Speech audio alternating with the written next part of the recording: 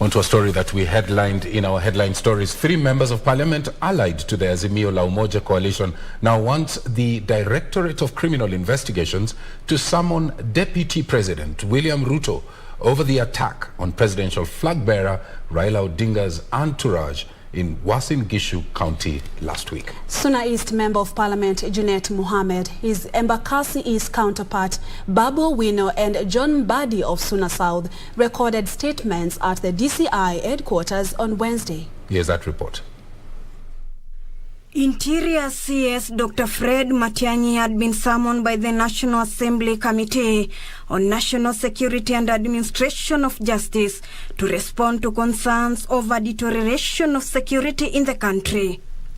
On the recent stoning of Azimio presidential candidate Raila Odinga's motorcade and helicopter in Uasin Gishu, Matiang'i said investigations point out at a planned attack. It is emerging from the evidence that we have collected, and the evidence that was collected on that night, that was actually a premeditated act. It was planned because the suspects who were arrested with hoards of thousands of shillings broken down in 50 shilling notes, and they have taken statements. Clearly there must have been some choreography. Matiang'i said they are conducting forensic investigations to unearth more evidence, warning that swift action will be taken on whoever organized the violence. While enumerating the recent attacks on politicians, Matiang'i, however, said the incidents were isolated. Since this year started and the movement around the country, we have had about 4 incidents of this kind.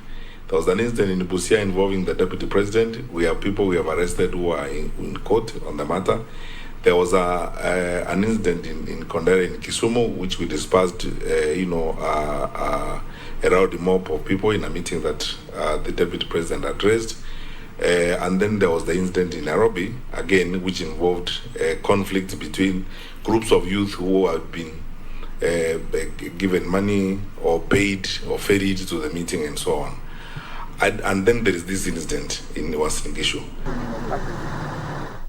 He spoke as Suna East MP Junet Mohamed, Babu Owino of Embakasi East, and John Mbadi of Suba South presented themselves to the DCI headquarters to give their version of events that led to the attack of Raila. I was personally present that day in that scene, and what I saw is an episode that I will not wish to see again in my life, because I saw death with my own eyes. This is something that is unacceptable, something that should not happen in our country. If you see the way they were behaving and conducting themselves and communicating, and the kind of defiance that came from this youth, it is clear that someone had organized this youth. Hiyo siku kifo ilituvisit na Mwenyezi Mungu alitusaidia. The trio wants investigations carried out and the culprits brought to book. The government is going to take action. We have been promised that nothing is going to be left, no stone will be left unturned. And I hope this time, seriously, no stone will be left unturned. We want to call upon the security operators to be able to go and arrest those people immediately, so that we can be able to put this thing to rest.